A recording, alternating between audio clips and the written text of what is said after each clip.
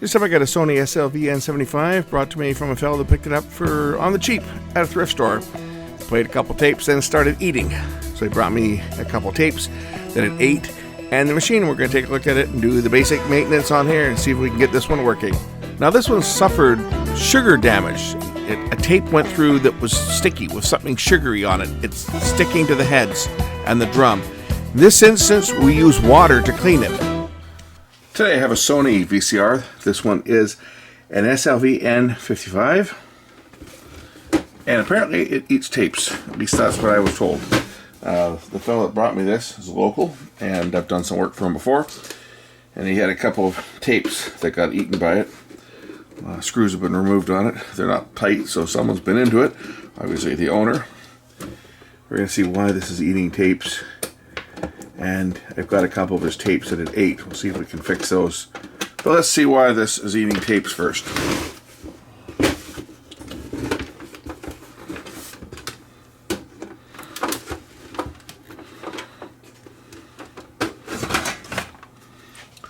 Very simple mechanism in these machines.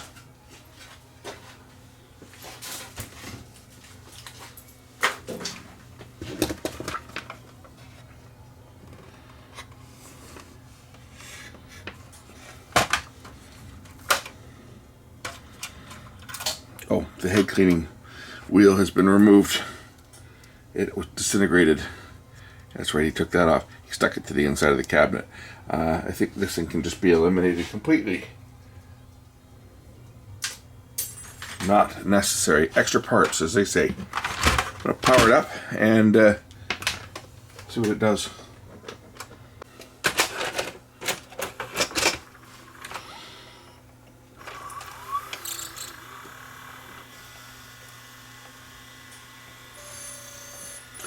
Well, I got no picture for one, just snow. We'll just try the fingernail on the heads. See if the heads are dirty.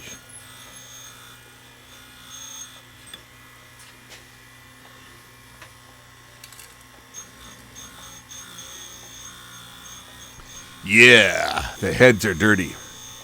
There's something there. The heads are really, really dirty.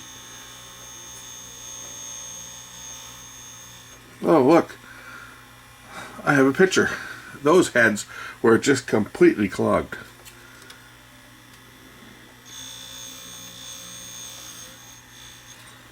Probably from the disintegrated cleaning wheel that was in there when the fellow bought it.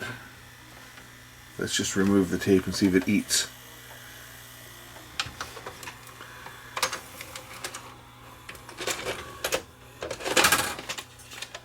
Well, it didn't eat the tape. That's a good thing. If we look at the lower drum here, you can see something sticky on here. I can actually feel it. It feels sticky, like sugar. Okay, so it's possible that a tape went through that had something spilt on it. After all, he did have a couple of tapes when he brought me the tapes that got stuck in it. They were pre-recorded tapes that he picked up at the thrift store as well. Some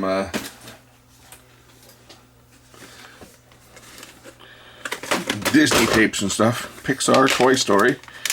Let's just see if there's anything on the tape that looks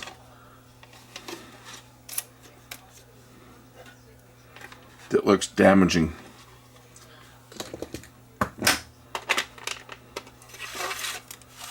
Oh yes. There is damage to this tape, as you can see. And it certainly looks like something sticky on the tape at this point right here.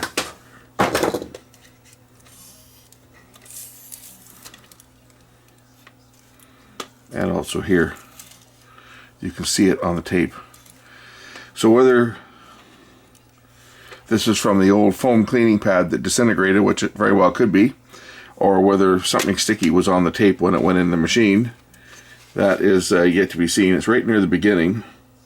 It might even be during the previews still, and if that's the case, we can cut that off. Let's just wind this tape past the point where it's damaged and attempt to play it and just see whether it's in the previews or into the movie. If it's in the preview section, we're going to eliminate it, just because that damaged section going through the machine will certainly can cause it to eat the tape, that's for sure.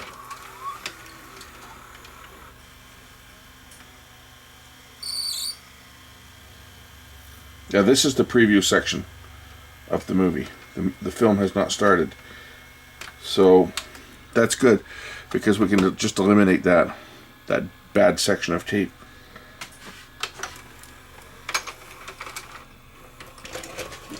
Of course, we're going to clean the machine. How about this other tape here? This is another movie. Oh, this one's in the middle of the movie. So this one here, if it's damaged, which it is, depending on how bad the damage is,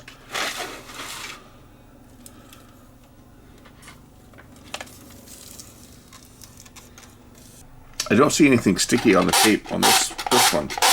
So this will probably play. It'll go through the machine and certainly cause some disruption, but it's probably okay. I don't see anything sticky. This one here had a sticky substance that would actually stick when I rubbed the tape between my finger and thumb. You could feel it, a sticky substance. Either it's had juice or something spilt on it, or it picked it up from the machine because the machine itself was dirty. So we're going to clean this up. Now, because it's sticky and I can feel it, alcohol is not going to clean this. Your friend on this is water. So we use water first on the Q-tip on the lower drum, and also on the upper drum, but not where the heads themselves are, because I can feel it I can feel it sticking to my finger. So this is probably a orange juice or apple juice or something splashed on the tape, and it went through a machine. And these tapes came from the thrift store as well. The reason we use water is because if something is sugar based, alcohol will not do anything to it. So we just steer the heads out of the way as they go around the slot on the bottom edge here, and just try to clear off any sticky remnants from whatever went through here before.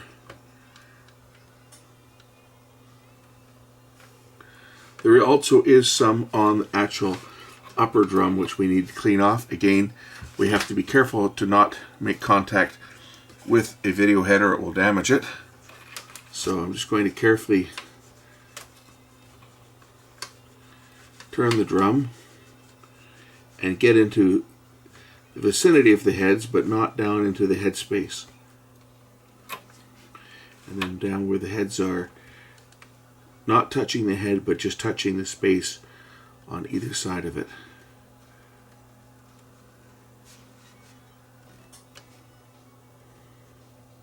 Now once this is done, once we've cleared off any of the sticky residue that was left from a tape, then we can clean it with alcohol.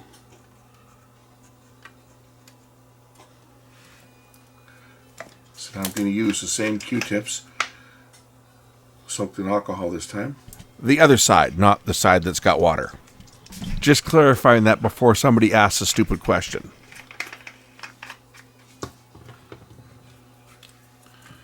Re-clean the same area. Alcohol will absorb water, so this will take most of this water away.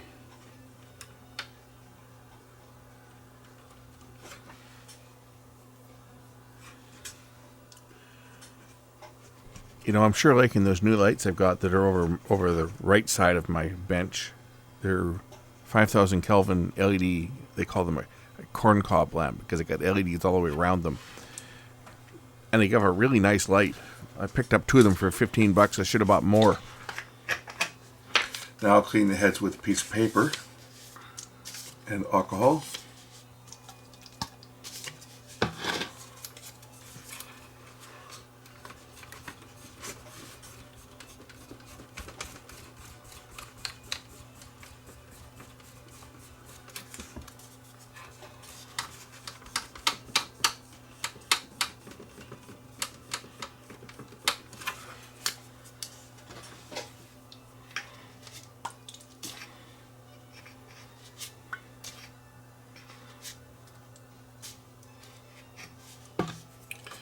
And we'll clean the audio heads and the guides and everything else.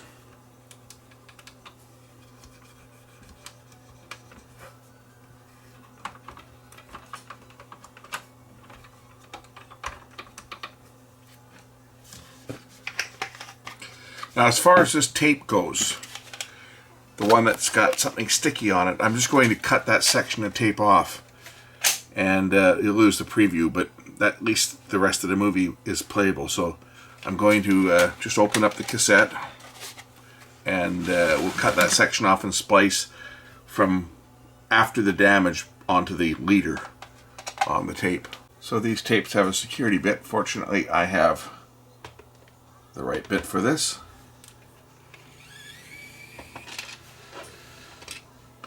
And then I'll switch back to a regular Phillips bit. I think it's a Phillips number, is it a 1 or a 0? Phillips 1.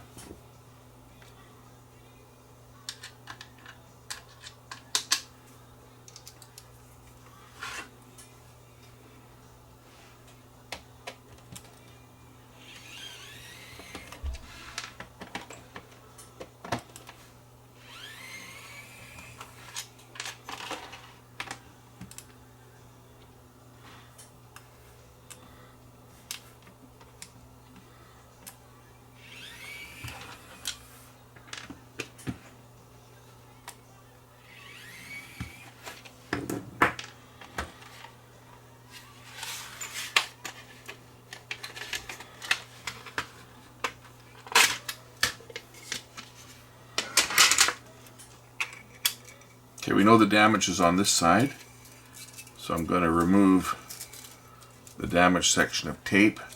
You can see right there, you see something sticky on the tape. You can see contamination. That will clog the heads and contaminate the machine if it goes by, so we're going to just remove this. This is just the previews for the movie anyway, so we haven't lost any of the movie.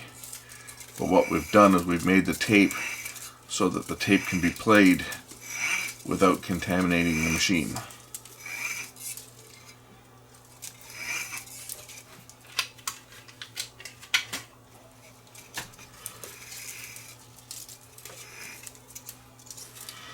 Okay, so this is where the tape is good. I'm going to cut it here.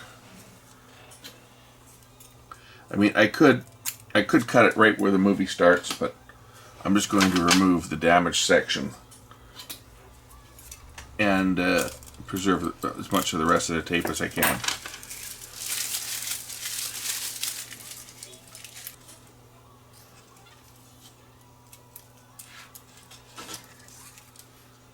Tape has to go through this guide here and then around. And then over to this side, we're going to splice it onto the leader. We'll just get a bit of splicing tape. We'll stick it on the back side of the tape and tape it onto the leader.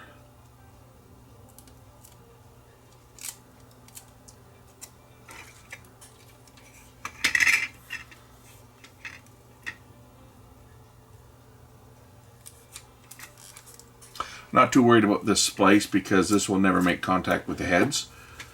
So you don't, when you're splicing to the leader, you really don't have to be that careful. Because again, this will never get to where it's going to make contact with anything that could be damaging.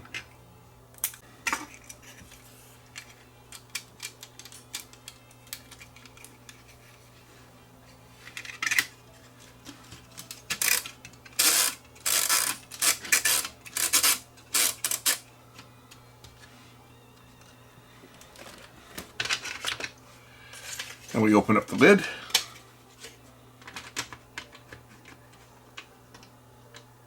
Drop the tape back together.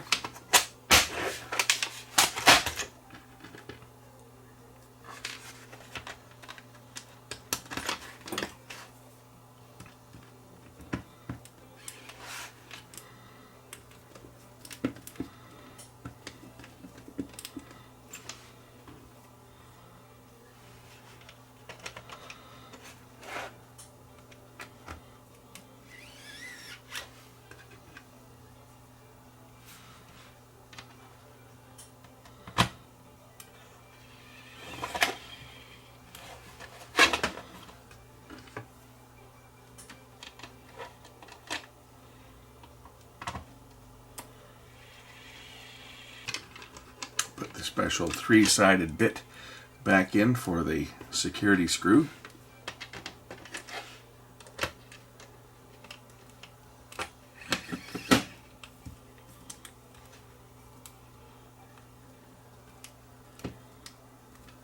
Okay, I can test the machine now. Now I'm going to probably clean the mode switch on this while I've got it here, just because it's going to need it. More than likely, if it hasn't been ever done, which I don't think it has. This obviously is a Disney movie. I've still got the preview going on here for Winnie the Pooh, so we didn't lose too much from the beginning of the movie.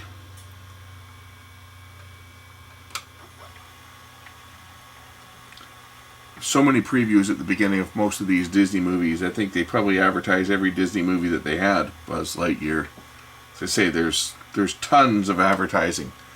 So it's good that where the damage happened on this was before the movie actually started. And now the feature.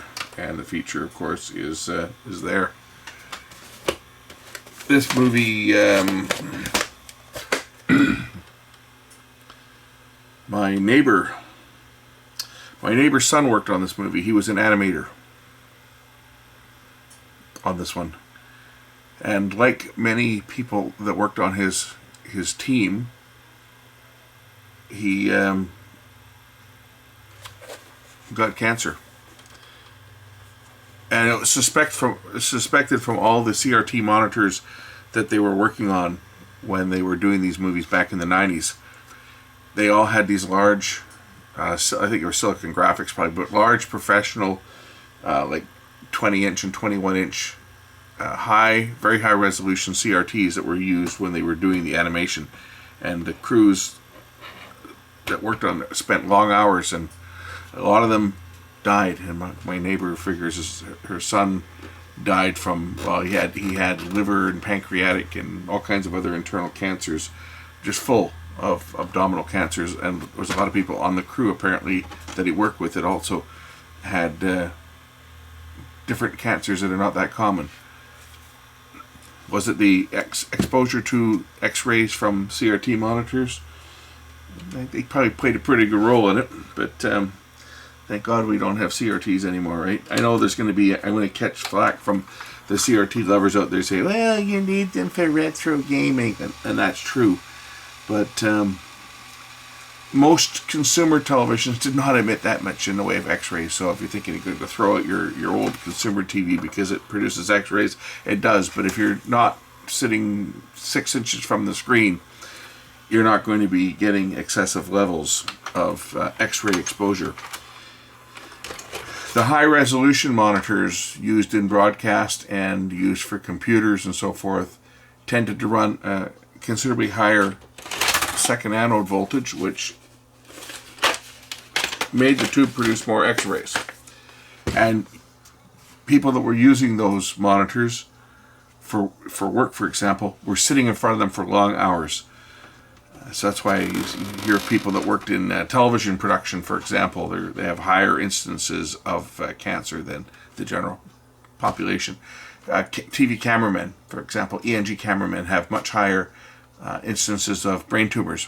And I know two guys that I worked with that worked at a local station. They worked at the CKVU, Channel 13. They both ended up there, but we both did our internship at the same community station. They went on to the production, and myself, I left and went into the repair side of things. Wasn't my choice, but that because I went to school for broadcast, but due to something that happened at the station I was at, I just say I could not continue. I found myself on a list that nobody wants to be on, the blacklist. And if you're on the blacklist, nobody will hire you. Anyway, two of the guys that I interned with that went on to work in the production industry both landed at the same local TV station, and they both died of brain tumors. One guy was an ENG cameraman. He had a brain tumor behind his right eye, and the other guy was a studio cameraman, and he ended up with a brain tumor right in the middle of his forehead, which is right where the X-rays would be from those little black and white monitors that the cameras had. Just saying. Some would say that's a coincidence. Anyway, let's pull the chassis on this and do the mode switch. And that should get this one up and running, and then I just got to repair that other tape. I don't know if it's anything I can do on this tape. It doesn't look to be. I'll look at it. It doesn't look to be damaged in the same way. This one looks like it just got crunched, probably because it went through the machine that was already contaminated. So to clean the mode switch on this unit, we'll pop out the front loading mechanism, or pop out the front bezel, I should say, and then remove the chassis and possibly the front loader, depending on whether it has to come off on this or not. These ones are pretty simple to service. Just pop out the screws.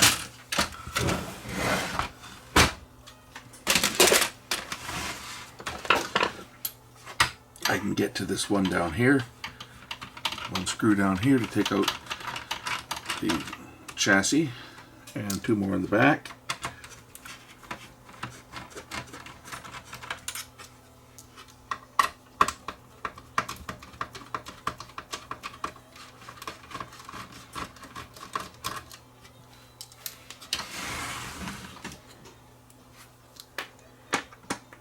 One more down here, I think, has to come out, and then these two screws on this bracket, and unplug the cables.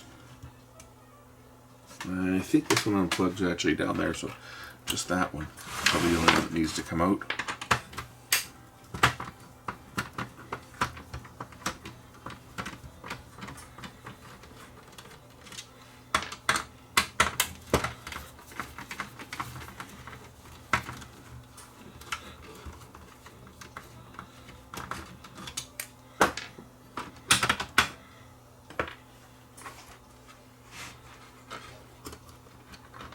And then the chassis should lift out just like that. Real simple design. Looks like a Samsung, this one. Actually, this looks very similar to the other machine I had the other day that had the head drum on the bottom. What one was that? The one that had the motor down here. Well, this one here, the motor's on top of the drum. That was that Toshiba. The chassis looks very similar to that one. Just a single piece of stamped steel. Almost like it's a Funai. But I think this one was a Samsung, this chassis. Anyway, that's what I need to get to. 2001 is when this one was from. Scorpio 11. SLVN55. So this is a Sony board that they've got in here. Just pop open the mode switch, and we're going to clean that. It is dirty. You can see the debris on this.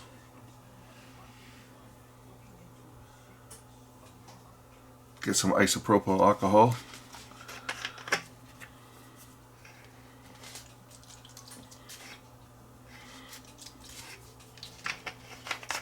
We'll just clean out the switch, and then we'll put some contact cleaner in there.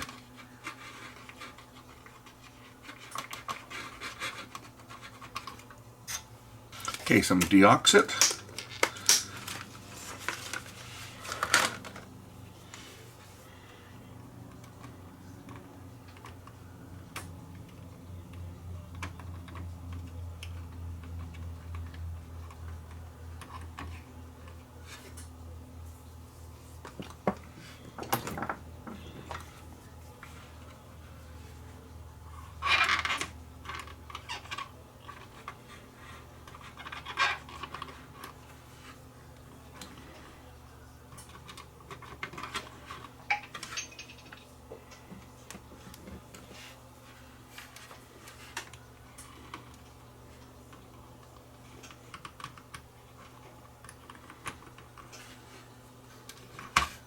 There's some crap around here that I'm picking out.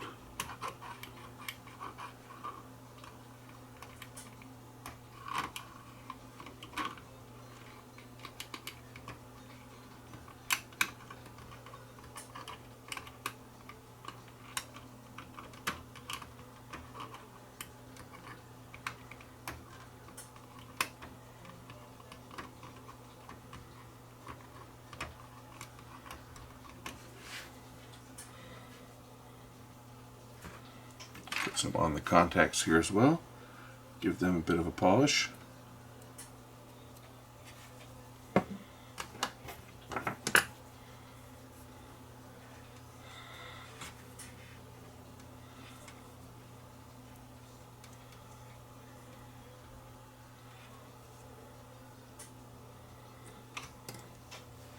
I leave some deoxit on the contacts as it will protect them for years to come. Put the mode switch back in.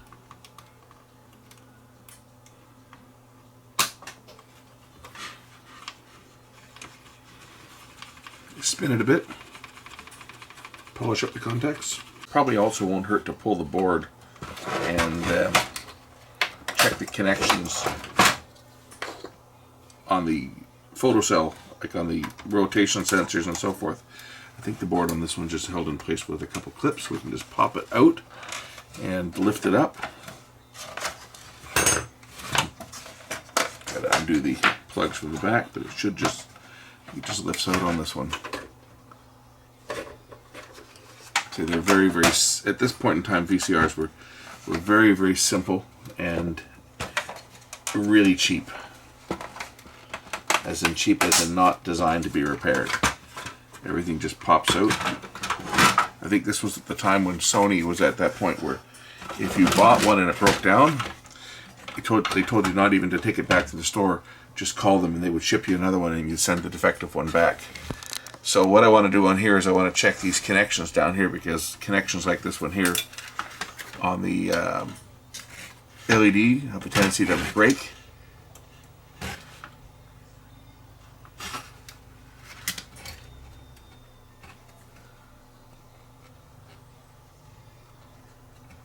Doesn't look like they're broken yet, but this is an area that was a constant source of failures, cause all kinds of weird problems to happen.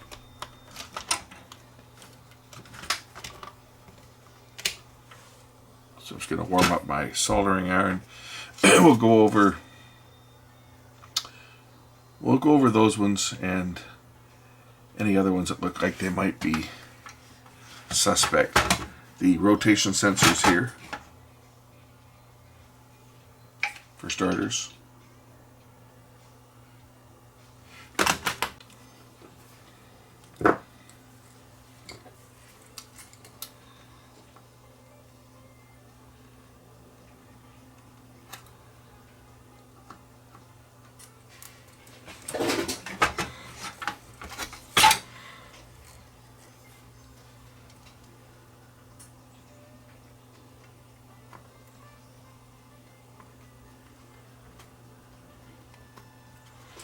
Actually, that won't look bad. This one here doesn't look too swift either.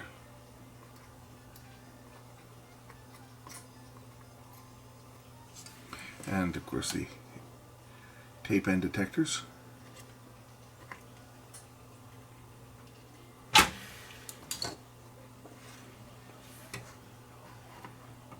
Got that one. Where's the other one? It was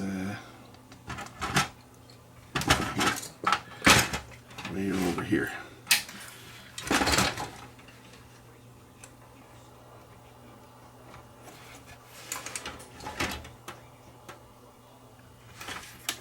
Yeah, you can see it moving, right? That was bad to see.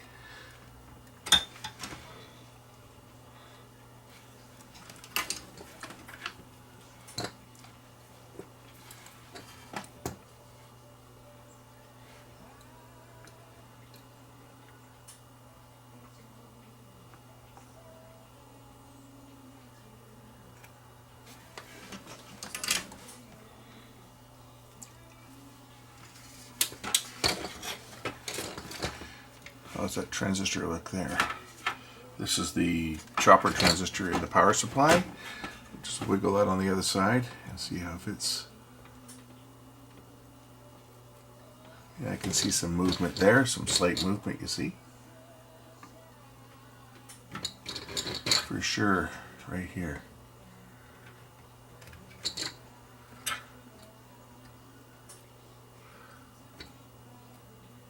See? So we're going to do that as well. It's these big connections that cause most of the problems. Just because when they're done in the wave soldering at the factory, the bigger connections for the larger components generally don't get hot enough to get a good bond. So we just go over them.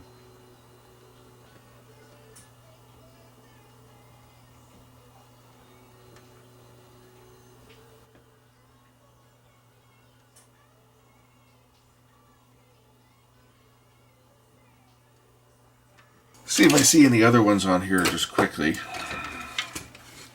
I'm actually looking up at the monitor right now.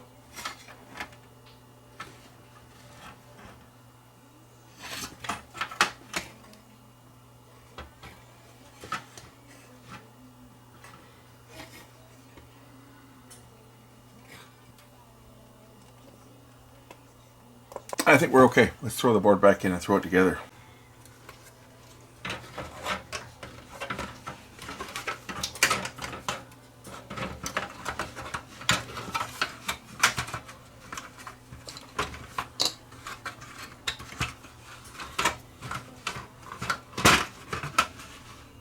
Got it locked down here in this corner. And then over here, we're just going to snap this in place like that. That's got the board back in position, ready to accept the chassis. We'll make sure that the mode switch is in the home position. There's an arrow that lines up right here. Okay, we'll line up the two arrows. That's the home position for eject. Bring the chassis out.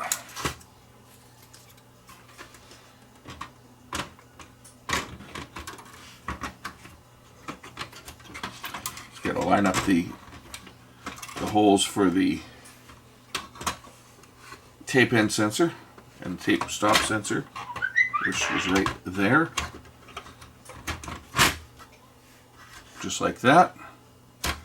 I can throw the screws in that hold the chassis in place.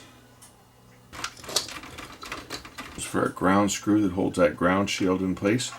The chassis, that's where the preamp is for the video circuits. Plug in the audio control head. Reinstall the bracket for the cassette housing.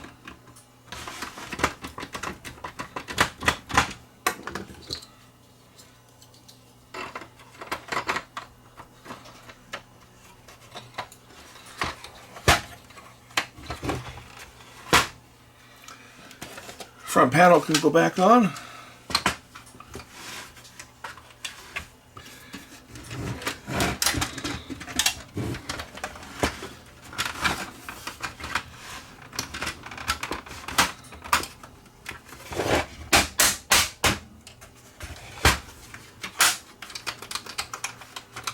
Alright, time to try it out and see that it still works. Well, it will work.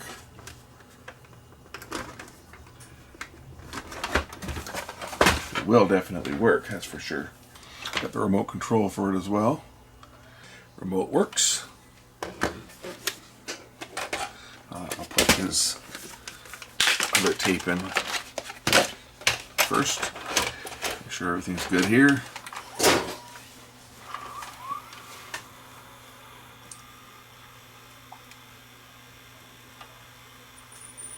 Okay, that one's working. I can probably show you this part. This is just a preview. Make sure I get sound. Now her daughter dreams of the sea. You know what? Sometimes I... Okay, so this one is fixed. I'm going to run the other tape through just to make sure that there's no problems with it. Even though there's damage to the tape, it's right in the middle of the movie, so I can't do much about that. I don't want to cut the tape, but I think it probably will play okay, just with some disruption. Nope. That tape's got a problem too. I think I just may have clogged the heads again where that damage was. It was pretty severe, so I think we're going to have to actually remove the section of tape. I don't like splicing tapes in the middle, but we don't have a hell of a lot of choice on this one because the tape itself is damaged. So I'm just going to pull the pull the section of tape out that's damaged. This is not going to go through a machine without causing a problem. And we can do this without opening up the shell. Throw something in there to hold that open. Because I have to splice this tape during the movie itself, I have to do a much better job than I did splicing it to the leader. So we're going to cut the tape. And we're going to get some splicing tape. We're going to take a piece of splicing tape stick it to the back side.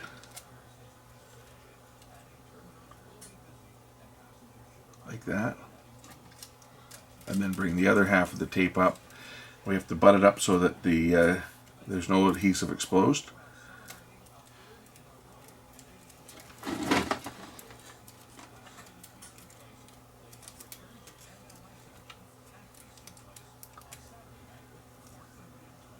It's okay to have a slight overlap. You want the overlap side to be on the supply side because of the direction that the head spins. If you're going to have any type of an overlap at all, I try not to. I try to line it up so that the two halves lie pretty flat to each other, just like that. So there's no gap. And now I do need to trim off any excess tape so that there's no adhesive showing, like that. We'll do the same for the other side.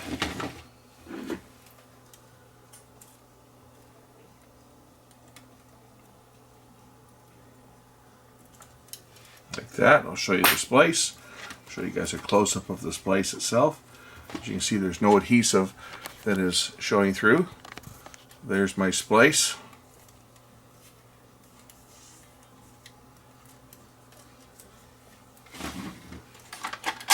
Now I can run this through the machine and we'll see that it plays okay without stalling or damaging and clogging the heads.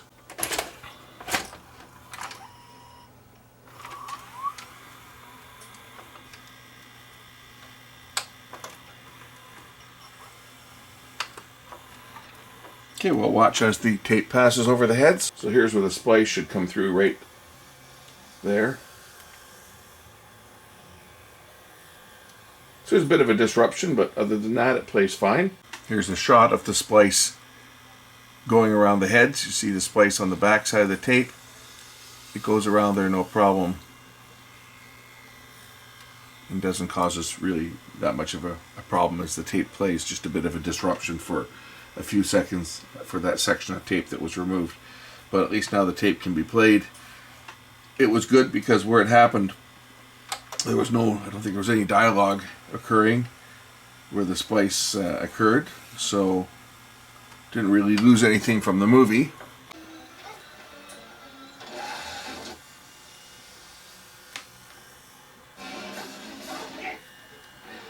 So that's all we lost of the movie. I think that's a success.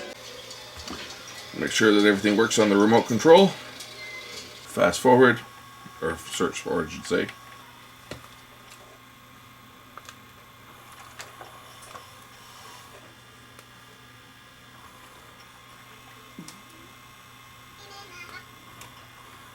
Reverse search. You gotta figure out what buttons to push on this thing. Pause. There we go. Back to play. Stop.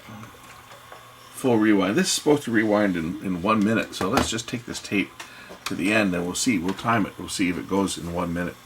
It's one of these one flash 60-second rewind.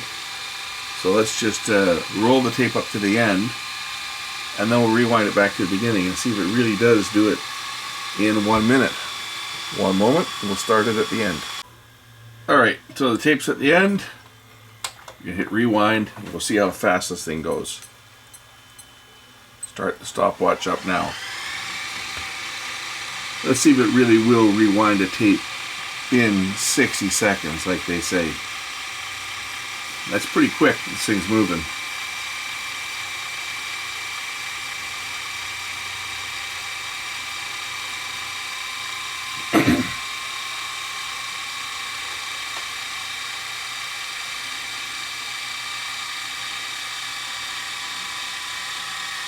There goes the splice. Through there in the blink of an eye, no problem. Well, we're only at like 39 seconds and this thing's almost back to the beginning. So 60-second rewind, yep. Okay, it slows down near the beginning.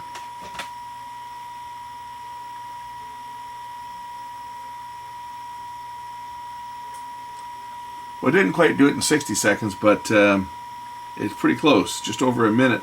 We're down to that first little bit of tape at the beginning here.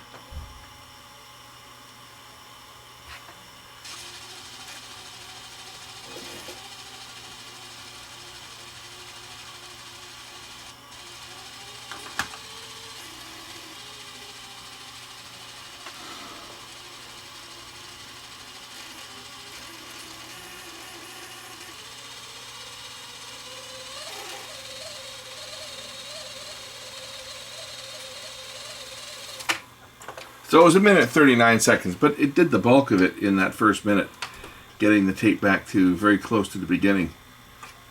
And now we got the tape playing again.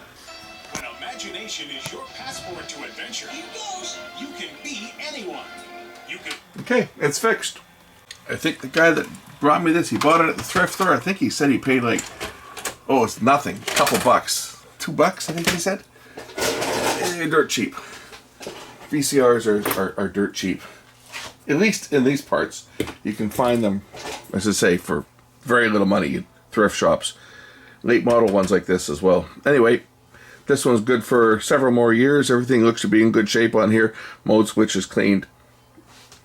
Always get rid of those self-cleaning arms. I've showed it before. Anytime you got that little felt pad or the little roller, they deteriorate and they will leave a residue on the head drum. So they all have to go. All of them. There's none that are going to be any good at this point in the game. They're all at least 20 years old. They weren't designed to last that length of time. They were typically only designed to last about 4 or 5 years. And at the time you could buy them and replace them. And we used to change those cleaning wheels quite often back when VCRs were still a thing. But you're not replacing them these days. You've got one on there, just remove it. Guy that owns it's already removed it and stuck it to the back, but I turfed it because it's no good. Thanks for watching. We'll catch you in the next one. Bye.